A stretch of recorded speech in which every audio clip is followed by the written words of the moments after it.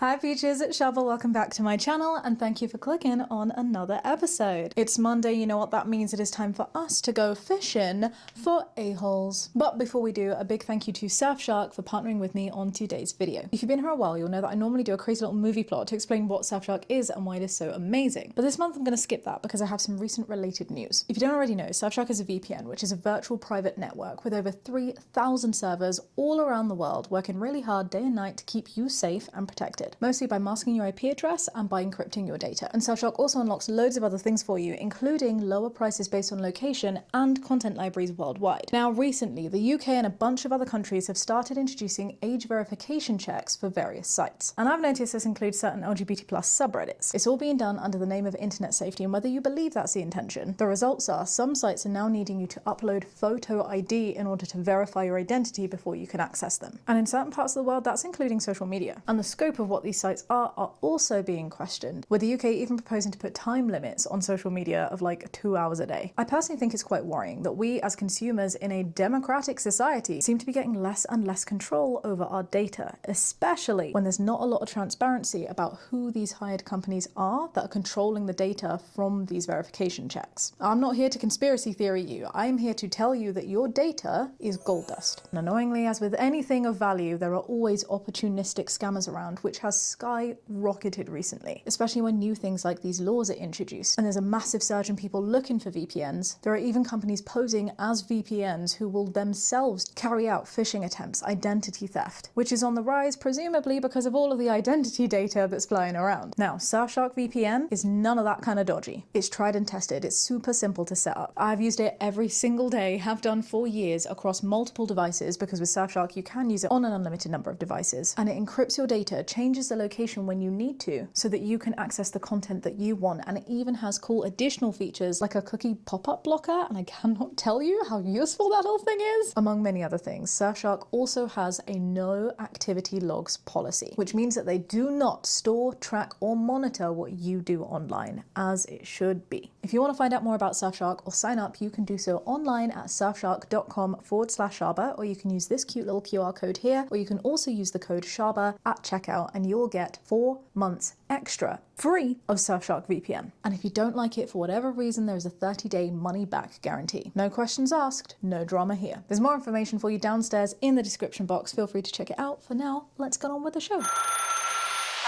You're through to 1-800-DRAMA, the show where you share your biggest dilemmas and I help you navigate them. I'm Shaaba, and with your help, and sometimes mine, let's help people figure out if they are the drama, because sometimes you just need an outside perspective and we can all expand our own mindsets along the way. Are you ready to dive deep into the a-holes? Let's go. Am I the drama? My husband thinks that our son is gay when he is only a year old. Wow. I've heard of someone like this before who had a little baby girl and were just like, I don't want her breastfeeding because that's going to make her a lesbian. And it's just the most ridiculous thing in the world. I am intrigued, but I'm already feeling like I'm losing IQ points from this title alone. Let's see if we can help Obi out. Obi says she is a 23-year-old woman, her husband's a 24-year-old man, and this has been going on for months. I'm tired of it, says OP. I find it very strange, and even though I've tried several times, he doesn't seem to understand that he's being ridiculous. Why? I need the husband's TED talk. Some of the reasons he thinks our son is gay. Here we go. He loves when the light shines through the window in a way that makes rainbows on the floor. Cats do that, dude. Does that mean they're gay? He was curious about my makeup and has tried to take my lipstick and eyeliner. It reminds him of crayons. To be fair, I think he'd pick up anything because that's what kids do. They feel things with their hands. They explore the world with their mouths. If there happened to be a butter knife on the table and your kid picked that up, would you think that they're a serial killer? He generally prefers me to my husband. Oh, yes, a sure sign. Gay people, somehow. He likes to help me peel bananas. This is ridiculous! And one time my husband saw him mouth the tip of it. He got angry at me for letting him do something that looks sexual. OP has put here WTF. I have to also say WTF. I was considering this like really jokily and like, yes, this is unbelievably dumb. Unbelievably dumb. Of course your husband is massively the drama. Of course you cannot tell if your son is gay at 1 year. But this crosses the realm from funny to problematic when you are sexualizing a baby. Like, how can people not see that that is not okay? I would have some serious questions for your husband right now. I do have some serious questions for your husband right now. His his favorite thing to do outside right now is to look at the flowers that are blooming and touch them. That's really cute. I'm so sad. I'm going through a roller coaster of emotions with this list. My husband thinks that he likes books too much for a boy. Again, he is 1 year old. He will like the things that you expose him to. He's liking books because you introduce him to books. There's also a character in one of the books that my son always points and smiles at because he has bright orange hair, which is my son's favorite color. But my husband thinks that he has a crush on the character. I don't even know what to say to that. Each time one of these things has come up, says OP, I have clearly disagreed with my husband when he makes these comments. I've told him that none of them have anything to do with being gay or straight, boy or girl. I cannot believe that I'm having this conversation in the first place. My patience is wearing thin. OP says, I've also told him that little kids don't even have a sexuality yet. Our son is just over a year old. He is barely walking and talking. Besides, you never can be certain what a kid will grow up to be. There are no definite signs. And this bothers me in a few ways, says OP. First off, even if he did turn out to be gay, I would like to think that my husband would love and accept him the same as if he were straight. I'm so glad that OP mentioned this because obviously it's just so problematic that an adult is sexualizing a baby so much who is eating a banana. I cannot get that huge red flag out of my mind. Like, more than it would ever say anything about your son, the fact that your husband is seeing that through a baby consuming a piece of fruit. Do you see what I mean? Like, it really speaks leaps and bounds to what your husband is perceiving in a really, really worrying way. But putting that to one side, my second concern throughout all of this is, why does it even matter? Why is it such a problem to your husband if your child does turn out to be gay? Like, gay people do joke and say like, oh, I pranced out of the womb. And sure, there are signs sometimes in little kids that they are perhaps more camp, more gender expressing in ways, or gender conforming / non-conforming in ways that could suggest that they're not gonna be straight. But not at the age of 1, and it really isn't a problem. I've asked him before, says OP, if he would, and he says, of course, like I'm crazy to question. Well then why are you so concerned? Let me just check. Am I the one that's making it sound problematic? Is he like, our son is gay. I don't mind, I'm just saying this because it's science, it's information. Or is he saying, no, it is a problem, I think our son is gay? Interestingly, I'm reading this list again and nothing seems to be specifically negative. This is like my preconception of the world being like predominantly phobic, but I actually don't think any of the wording from this post suggests that he's mad about it. It's just the fact that he's bringing it up, which is also just a weird thing to do. Not to excuse the husband at all. This is just me acknowledging my own bias. Anyway, OP continues. He says that he's just joking, but his comments come off like he's critical. Yeah, especially if it's in a critical tone, like of course there's going to be negative connotation. Then there's how I already said that none of it makes any sense. I feel like he's reading meaning into innocent behavior. I'm growing concerns as to why he keeps doing that. I almost wonder if he's worried that he himself is gay or something. I don't know. I mean, is he sexualizing his own bananas? Like, I also think this is a weird thing for you to be saying. Oh no, I'm just confused. I'd never bring this up because I'm sure that he would get furious. The thing making me finally ask for help is he's now starting to bring it up to other people. Oh, he made the joke in Bunnies about our son liking the flowers to a bunch of our friends on Discord yesterday and tried to get my dad to agree with him about the banana thing, and it's really embarrassing to me. Yeah, there is no way to spin that. That is really embarrassing. For what it's worth, says OP, we have some friends who aren't straight and my husband treats them the same as everyone else. He never says anything homophobic. He expresses support for LGBT rights and is liberal. The hang-ups about our son are at odds with all of this, to me. One of two things could be happening here. Number one, it could be that he genuinely isn't saying it in a critical way. He's just like, these are observations. Oh my gosh, I think I might have a gay son.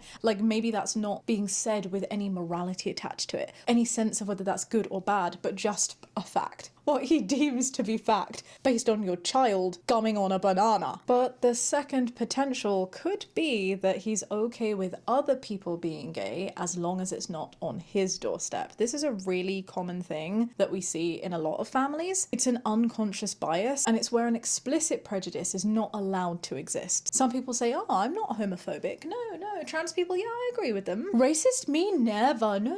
Whenever it's to do with an out group, they'll act as if, oh, I'm totally fine with it, until it's brought onto their doorstep, until it means that they have to physically confront it within their inner circles. Then all of a sudden it's not okay. And that's because they're either kidding themselves into thinking that they are okay and liberal and not bigoted in any way, or they are trying to convince other people because the stigma of having bigotry is, for the most part, quite high. You know, like if someone says that they're racist in Western society, people don't go, lovely, lovely. They go, that's not okay. You're a raging bigot. You shouldn't be like that. That's discriminatory and I'm judging you for it, you know? So unconsciously or not, it's actually more common than people would realize for people to sound like they're okay with things like LGBT plus rights and then not actually be okay if their kid came out. OP asks, how can I get my husband to see how weird these comments are and to stop making them? Do you know what I would be doing, OP?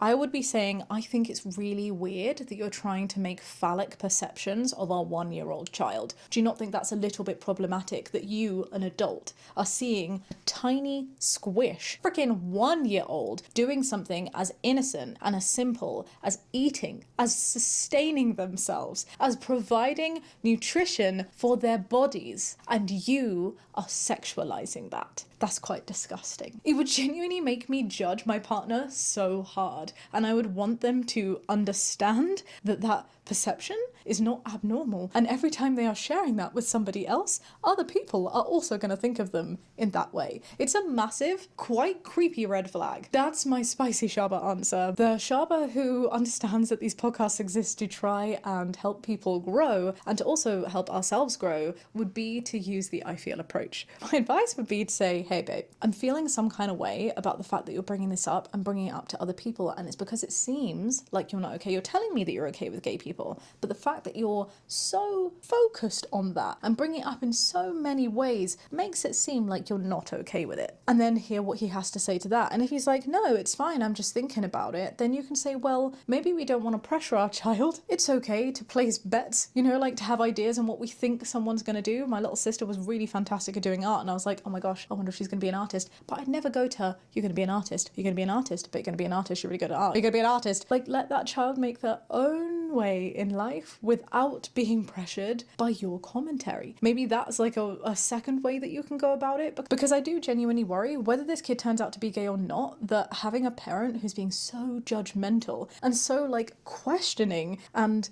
reaching with every little thing that they do is going to make your son feel different about doing certain things. It might give them a complex over liking freaking light refractions. That's physics. That's not sexual orientation. That's Pink freaking Floyd. What? Oh, people are weird. I'm really hoping that other people have some useful advice as well, because I feel like I'm being way too spicy here. Just in case it wasn't clear, you're not the drama, my love. Your husband, though, massive drama. Definitely weird, says this commenter. Why is he even putting sexuality and your baby together in his thoughts? Like, seriously, that's creepy, dude. Who thinks a baby eating a banana is in any way sexual? That's messed up. Maybe he has some deeper issues going on, like possibly himself being sexualized or other in childhood. I would almost seek out counseling on this one, because something ain't right here. Look, counseling is always a very wonderful thing to do. I would totally agree that it seems healthy. And even if it's not with a therapist, just the ability to have those questions yourself and be like, partner, why do you think you're doing this? Why to you is eating a banana a sexual thing? It really doesn't need to be. I get it. It's on a funny birthday card to not make contact with someone whilst eating a banana. It's sexualized because people like Megan Fox in the Transformer series are made to look very sexy whilst eating phallic-shaped fruit. But there's a real line that needs to be drawn between consenting adult women and babies. I didn't think I'd have to say that. Not today, not ever. But seriously posing that as a question in a concerned way to your husband would definitely be a good idea, in my opinion. Oh, a therapist has commented, everything that you've shared about your 1-year-old is developmentally appropriate. Kids are curious, they are altruistic, and they love colourful things. And at 1, kids are not even in their conscious mind. They react simply to what is in front of them. I'm not sure if this was mentioned already, but from the behaviours you're describing about your husband, I wonder if your husband has a fear of his son being gay and what that could mean. If this is the case and your son does turn out to be gay or bi, I worry how your husband would respond. And I really do think, OP, that would be a wonderful conversation for you to have with your husband, because even if what you find out from this is your husband is okay, but maybe he's concerned about the stigma from other people, from society, which, you know, is a very understandable concern, being able to process that and then keeping those fears, concerns, whatever, inside to allow your son to make his own choices is a very good idea, and will only really make your relationship stronger, like together, your parenting stronger as well. Because think, if this is what he's doing to a 1-year-old child, if this is the stuff that he's saying and sharing with other people, right, about a 1-year-old child, imagine what that's gonna feel like as that child grows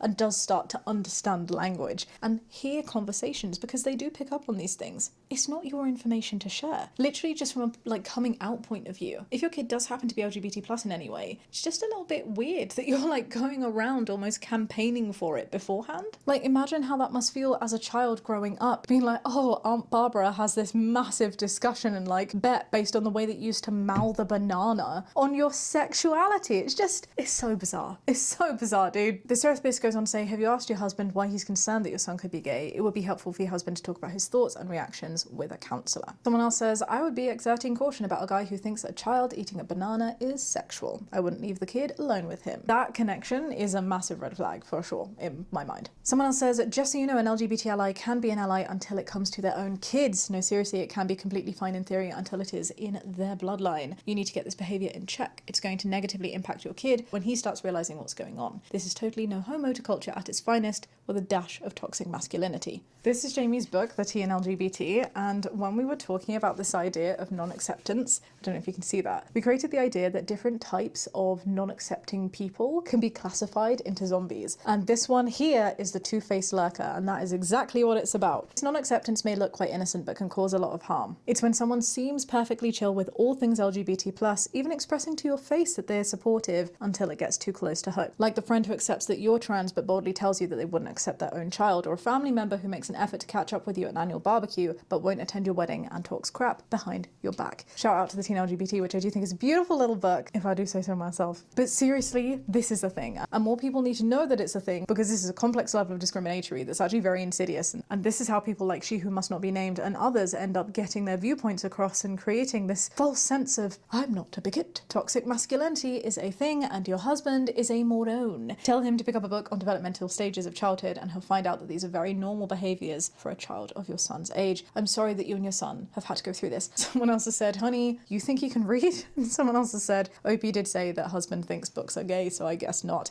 I wonder as well if maybe it would be a useful thing to pose to your husband, if our child, right, was not a boy, if our child was a girl, would you be making the same jokes? Would you think it's appropriate to say then, our child seems to be testing blowies on their 5 a day? Would you feel that that's appropriate? Because both of them, to my mind, are incredibly problematic. But sometimes people just detach this idea of humanity from people who are gay because they just don't understand it. They'll see it as some sort of fun little plaything experiment to be able to talk about because it's not something that they themselves can fully comprehend. And as weird as it might sound, it may be that your husband can see how problematic it is in terms of a 1-year-old baby girl as opposed to a 1-year-old baby boy. Not saying that it's right, just saying that it could help bring the point across. Whew, this was a weird one to start with. Alright, am I the drama for kicking my mum out of my house after she stole my, yes, this is pathetic, houseplant? Oh, I'm not sure if it sounds that pathetic. Sometimes it's not about the cookie, it's the principle of the cookie. Sometimes it's not about the houseplant, it's what the houseplant represents. Let's see if we can help OP out. I'm gonna keep this short because I just really need an opinion on this. I'm a 22-year-old woman and I've recently moved into my first apartment, says OP, after ages of trying to find a job after college. It's been a pain, but I've managed to get away from my mum and dad. I've been here for about a month, and 2 days ago my parents came to my house for dinner. As a small side note, my partner passed away last year. I'm so sorry, and I have really been struggling without him. The last thing that he gave me for my birthday was a very small houseplant. Now all of a sudden this makes a lot more sense, and I'm mad at you, OP, for saying that this sounds pathetic, because it's not pathetic at all. We'll continue with the post though. OP says it's one of the plants that pretty much survive forever if you take care of it. So anyway, after the dinner I clean up and I notice that it's gone, and I of course go into absolute panic mode because it's the last shard of my past partner. No, don't make me cry. Suck up. I look all around the house for a good 30 minutes and I cannot find the thing, so of course I get suspicious. It's hardly difficult to lose a goddamn houseplant. You're right, OP, it's not something that simply moves around on its own. It's also one of those things that isn't typically moved around by people anyway. If I had people over and then I saw that something was missing, I don't think it would take too long to put one and one together. Why would your parents take her plant? I call out my parents and my mum seems really suspicious, says OP, when I ask her about it. And after further questioning, she eventually gives up. She stuffed it into her handbag with her and took it. Why? Why, mother, would you do that? Of course, I was pissed. Yeah, and demanded it back. Yeah. And my mum kept on saying, it's not a big deal, honey. It's just a plant. And so, despite me saying that it's the last shard of my partner that I physically have left, I haven't spoken to her since, and I've been really considering going over there and giving her a piece of my mind. Go over there, get your plant back, and then give her a piece of your mind. But at the end of the day, it is a plant and she does collect them. Plus it's my mum. No, Pete, this is not an okay behavior to excuse. I don't care if she collects plants. Does she know that this is, yeah, you said, despite me saying that it's the last shard of my partner that I physically have left, get your goddamn plant back, communicate to your mum that this is absolutely unacceptable behavior and she cannot take things that don't belong to her. This is literally theft. She lied to you about it. She shows no remorse at all, nor does she acknowledge any sense of this being more than a plant to you. The sentimental meaning. Does she have anything sentimental? I'm not suggesting you should steal it. I'm suggesting that you should say, well, is your necklace left over from your mum just a necklace? Or is that more important to you than other pieces of jewelry? Like, this is also a living thing that you want to take care of. It's just so weird that someone would do that. It's so disrespectful to you and your belongings, regardless of the fact that it has such an important meaning to you. You are not the drama. There is no world in which you are the drama, and the fact that you are questioning whether you are the drama makes me feel like you're in a bit of a toxic situation where you are being gaslit into thinking that you're the problem by the people who are the problem. In this case, your mama. Your mum is the biggest moldy brownie here. Do you have a co-parent in the situation? Yeah, you have a dad. What does your dad think? Does he also side with your mum on this? Or does he see how freaking outrageous this behavior is from your mum? And if so, sometimes being able to speak on sort of a more, it's a weird way to phrase it, but you know, like same level, because sometimes parents really patronize kids and they're like, oh, you don't know, you're a child. Regardless of your age, they're like, you're my child, so you don't know. So when somebody of their same, I guess, power dynamic says the exact same thing that their child can say, they'll all of a sudden listen and be like, oh, I get it now. But yes, absolutely get your plant back. And if I were you, I would not be speaking to someone who disrespects me in that way. At least not until they can understand that what they did is very, very wrong and apologize authentically for it. Get the plant, cut off the mother from what you said about getting away from your parents. It might be time. P.S. Who steals a houseplant? Like, and why? One of the most worrying sentences from that is like, oh, but she collects them. Like, what she did was literally illegal. It is not okay, and we should not be excusing this kind of behavior. It really does make me question what you grew up with and why you were very excited to get away from home, because it's not given the healthiest of vibes right now. Like, if it's that important, ask for a clipping or where OP got it and mum can get herself one. If it wasn't a plant, it would be something else mum just had to have. Maybe. I don't know. I feel like we haven't been given enough information there. Maybe we need more information badge here too, but definitely not in any way that makes you the drama. Like, you are still absolutely not the drama. Your mum is absolutely a moldy brownie, and I could do with some more information because I want to understand the situation properly, but OP seems to be excusing it from the fact that the mum collects houseplants. So perhaps what this commenter is saying is true, perhaps it's not. It seems more likely that this isn't the issue, it's not a matter of control, but it would be worth asking and saying like, hey, how come you don't understand the importance of this to me with its sentimental value? Does it come from a fact that maybe you didn't like my partner or don't like my partner or feel like there's something there in the background that you're trying to say? Like, why have you taken this plant? That's the question that I was trying to get to. Why have you taken the plant? Is it just a plant to you that you add to your collection, or is it because of its meaning that you did this? And I do think that that intel for me could make me even more furious about what mama did. Who steals a houseplant and add on to that the last gift from a past loved one? That wasn't just theft, this was robbery of a memory, of comfort, and of something irreplaceable. Your mum is narcissistic. And someone else says, I suspect it's because it was a reminder of her late partner, and someone else says, that's my thought too, mum is a monster. Jesus, maybe. This is why I think that intel would be really useful. And whilst it's not a robbery, it's definitely theft. Sorry, my legal had to make the distinction. I do absolutely see and really appreciate the take that this is more than just an item. It is memory, it is comfort. I really hope that that plant is still okay, having been shoved so unceremoniously into a bag. Who the frick does that? Huh? I tell you, my cortisol levels have been going up recently doing these podcasts. OP actually responded and says, I didn't expect this many comments and I appreciate your support. I'm really considering going over there and take it back. Do it, OP. Go and get it back. Someone else says this plant has sentimental value to you. Don't consider, just do it. You can't put a price on that or just dismiss the actions because it's your mum. I'm really sorry for your loss and that she did that to you. And someone else says, get in the damn car, OP, and save your plant. I too am so sorry, OP, that this has happened to you. I really hope you go and get that plant back. You deserve to, and you do not deserve a mum that steals from you, regardless of what it is, but especially something of this kind of meaning. And you certainly don't deserve someone who, when you open up and be vulnerable in that way, for them to tell you, oh, it's just a plant. You deserve better, OP. Oh, drama.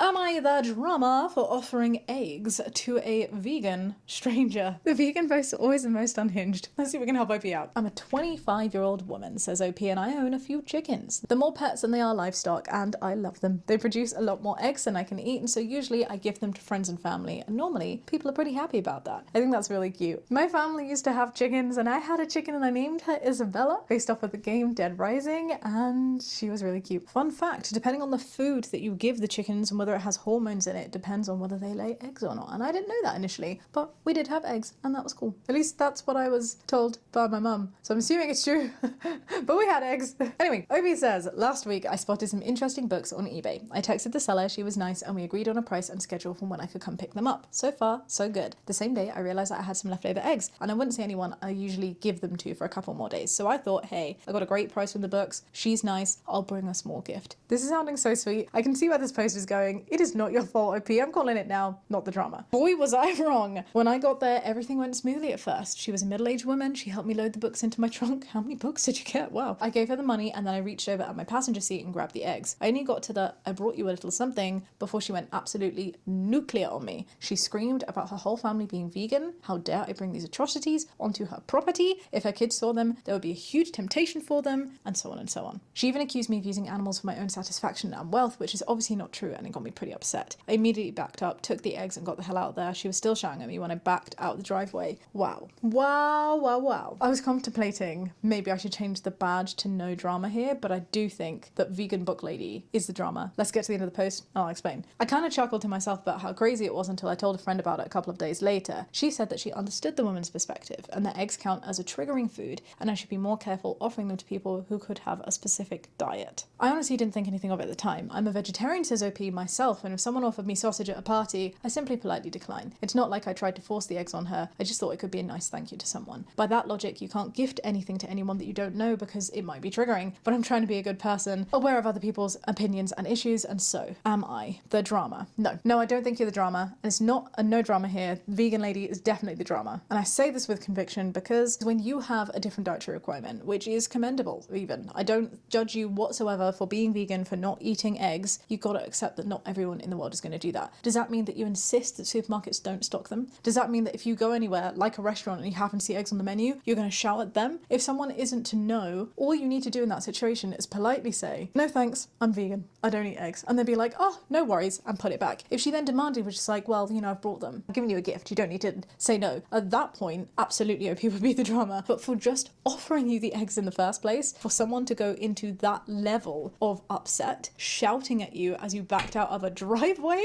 is really, really extra. And maybe I'm reading too much into it, but I also think it's not okay to be like, oh, my family's vegan, and what about this idea of it being a huge temptation for my kids? Like, that to me sounds like you are purposefully not allowing your kids to make their own fully informed decision. You are sheltering them from something and you are forcing them to do something which they might not want to do. My viewpoint is, if I want to be vegan, if I want to make a lifestyle choice for me, that is something that I can do for myself. But if my kids decide that they want to eat eggs, it is not my job to ensure that they never look at an egg. It is my job to allow them to make a fully informed decision, to be like, hey, I don't because of this reason, and explain what that could be, but some people do. It is up to you. And then those kids can make their own decisions. It's just given me bad tingles, you know, just the idea of someone being this angry, shouting at a stranger is unhealthy. I'm really glad as well that OP brings up being a vegetarian and this comparison of the sausage, because it's true, you know, like if you don't want to eat it, you can just be like, no thanks, I'm veggie. And as long as people are being respectful, that's what it is, and accommodating when they are aware. There's nothing wrong. You didn't know, now you do. I'm sure you wouldn't have brought eggs to somebody who you knew was vegan. And I 1,000,000% agree with you that if we were to treat everybody as potentially being anything, we would never be able to get anybody a gift because anything could potentially be triggering. This is why we are able to communicate. And in a healthy manner, not shouting at people as they back down a driveway. I really hope the books were worth it. I'm sorry. And please give your little chickens a pat on the head from me. Not the drama, that was foul behaviour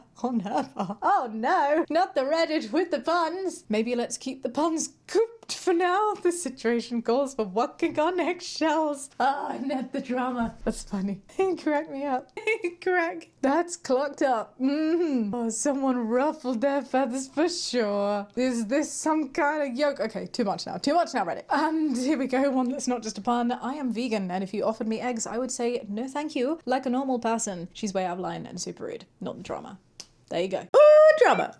Alright, for our final drama today, this is a submission from our very own Peach. A little reminder that we have the 1-800-DRAMA subreddit at r/1-800-DRAMA. If you didn't know that it exists, you do now. It's totally free to look at. You can post your own drama submission there, or you can help other people out by commenting and helping them with their own. Unfortunately, we can't get through every single submission, so I really love the fact that there's a little community bubbling about where people are helping each other with their dramas. For now though, let's see if we can help out Charlie, our little O Peach, who asks, am I the drama for lying to my granddad about going home at summer? Charlie, 20-year-old MB, says, my grandparents came to my uni town and took me out to lunch for my birthday. So as they were leaving, my granddad reminded me that they support me unconditionally, but as part of that, he got me to agree to sort out with him going back to live with my mum during the summer.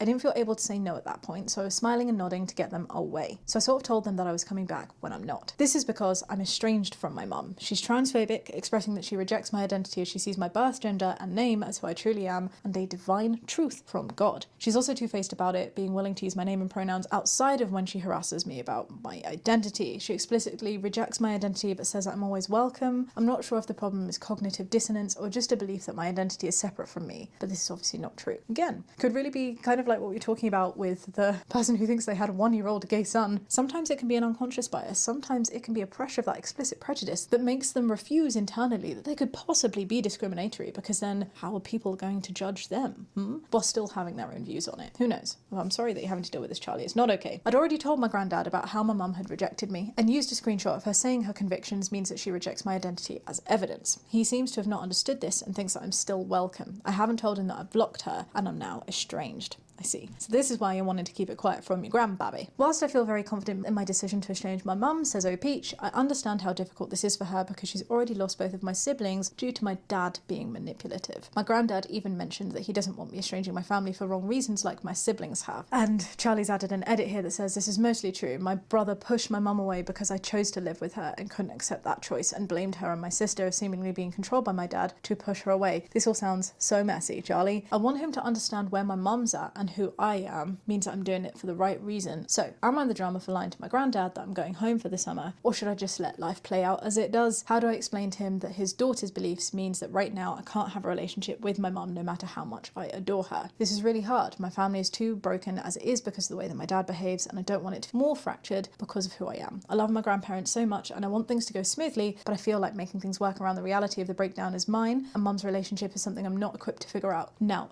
Not that I have a choice. I know this is formatted as a drama submission, but I'd appreciate the Peaches supporting me around the situation more generally, even if I am the drama in today's situation. Bless you, Charlie. I don't think that you are the drama. I will say, with love, I do think maybe you're being a little bit naive in thinking that maybe your grandpa has the best intentions just from being in a similar situation from like what you've explained. I think sometimes when people say that they love and support you unconditionally, they can sometimes say that and be kind themselves, but also have an ulterior motive of just wanting the family to be together. And they cannot understand why sometimes one may want to take a stance of standing up for themselves and not put themselves in a position of being disrespected. For some people, and this may be the case for your grandpa as well, the label of mum can be more important to them, of knowing that that is a relationship that is happening, than it is to know that you are being treated with respect. And that can be a really hard thing to hear, and I may be wrong in saying that. I just need to voice that it absolutely could be an option, and that it's actually a really common option happen among families who just don't like seeing drama. This is when we see phrases like, oh, let's just keep the peace. Oh, I know she doesn't understand, but she's your mum. You know, that kind of rhetoric. And it's really harmful. So not the drama, but potentially needing to hear a little bit of tough love, or at least knowing that that could be an option. In terms of whether you should tell your grandpa or not, that decision really is entirely up to you. I think some considerations that I would have is, number one, will your grandpa find out anyway? Does your mum have a conversation with your grandpa on a regular basis where that's something that he will know about? Secondly, if he does know about it and does find out that you lie, would that affect your relationship with your grandpa in a way that makes you feel more uncomfortable than if you were to tell him that you weren't going?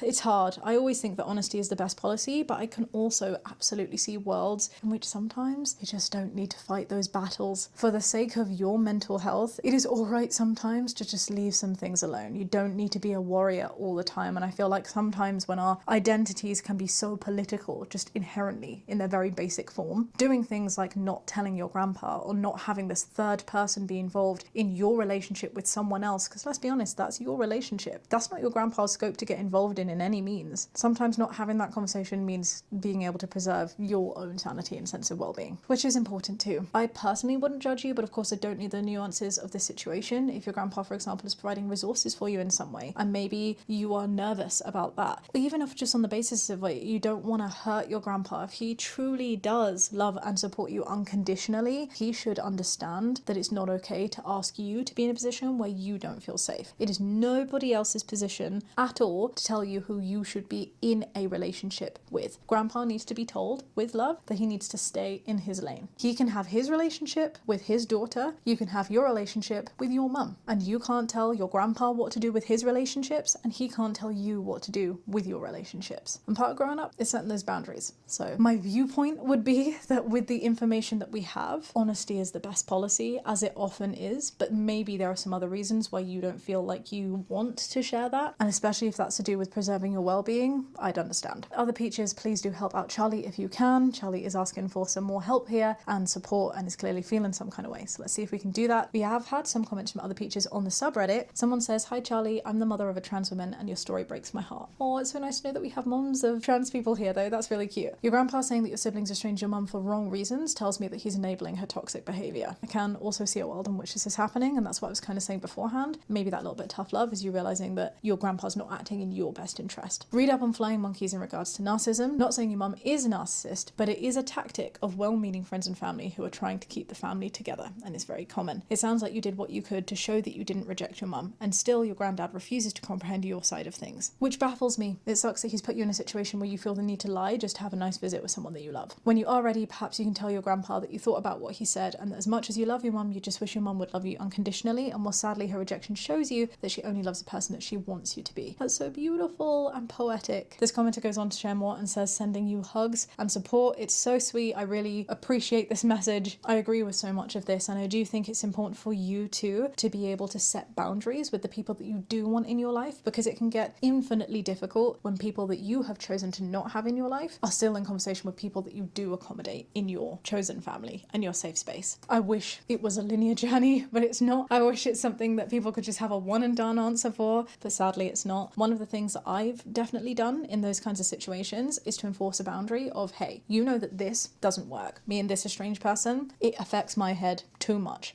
And so don't talk to me about them, don't talk to them about me. That's the boundary that I'm putting in place. It's not an ultimatum, it's saying this is the boundary that I require for our relationship to still exist. And if you can't do that and you can't respect that, then with love, I'm stepping out of this, because that's not something that I can afford for my own sense of well-being. But if somebody really does, as your grandpa says, love you and support you unconditionally, then they will understand or comply with that boundary, because that's what you do when you treat people like adults and you respect them. Best of luck, Charlie. Thank you so much everybody for listening to today's episode. If you enjoyed it, give it a thumbs up, subscribe if you'd like to see more. Subscribing really truly helps me out. You may be surprised, but most of the peaches that watch these episodes regularly by quite a lot are not subscribed to this channel, and subscribing helps support the channel more than you know, even though it's free. And just a click of the button, the support that it's able to give the channel, and therefore us making more content for you, exponentially increases. Do remember as well, if you're listening to this on a podcast platform, that you can rate 1-800-DRAMA. I always love reading through your comments. I'll love you and leave you for now, and catch you in another episode. Be kind and have a great day. Bye.